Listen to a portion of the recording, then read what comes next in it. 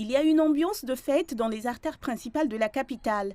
D'énormes paniers de fleurs et d'autres présentoirs ont été installés sur la place Tiananmen, attirant les touristes profitant de leurs vacances en famille.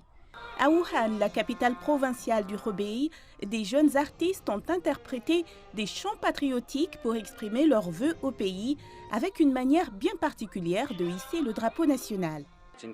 J'espère qu'un jour, je serai aussi bon que l'auteur de la chanson Ma patrie et moi et que je serai en mesure de composer une musique qui exprimera tous mes vœux pour la nation. Les événements nocturnes ont également créé une ambiance festive dans diverses villes. On relèvera notamment les spectacles de lumière à Guiyang, dans la province du Guizhou, dans le sud-ouest de la Chine. Certains ont visité des musées et des sites liés à la Révolution, tandis que des vétérans partageaient leurs histoires de service militaire. J'ai participé à la guerre de résistance à l'agression américaine et d'aide à la RPTC. Seulement 10 des 68 personnes de notre unité sont rentrées chez elles. Nous sommes liés à la vie et à la mort.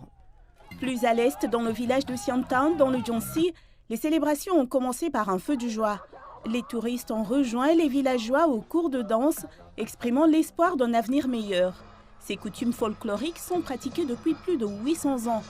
Des milliers d'élèves du collège Qinshan du Shandong ont réalisé des figures par le mouvement au cours d'une impressionnante représentation qui s'est achevée par la forme de la Chine.